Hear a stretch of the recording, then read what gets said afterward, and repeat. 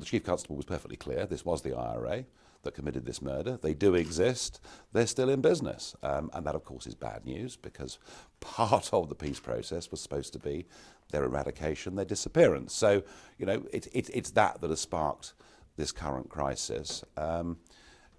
If it is completely beyond the means of the leaders of Sinn Fein to control this activity, then you couldn't blame them. But I do think that it's incumbent upon them to disassociate themselves utterly from this organisation, and not just this murder, you know, much of the other criminality and thuggery that goes on. Otherwise, I think it's back to direct rule, and I think the message that this sends, that Northern Ireland, you know, and huge compromises had to be made, you know, to produce some years of peace in this province. Otherwise, the message is that we're going back to the bad old days, and what that sends to the outside world in terms of investors and people looking at this as a place to invest or come on holiday, let alone the thousands of people, you know, whose families were victims during all those decades. So this really matters.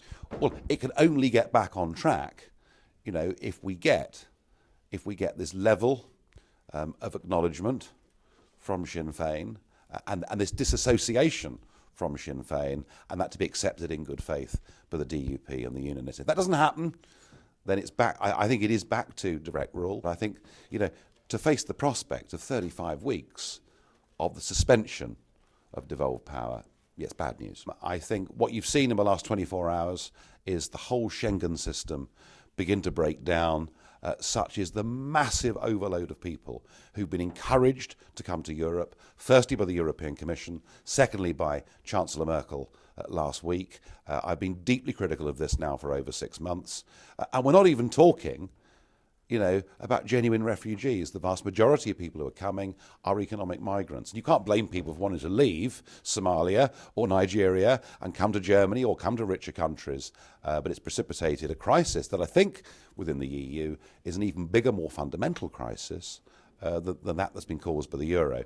And we can't, as Britain, we can't pretend somehow, oh, the UK's okay, we're opted out of this, because every single one of those people that gets a passport from Hungary or Austria or Germany can come to the United Kingdom. And I've been repeatedly saying this for 6 months, and I should go on saying it. You know, when ISIS say they will use the tide of human misery that is coming across the Mediterranean to flood the continent with their jihadist fighters, we ought to take them seriously.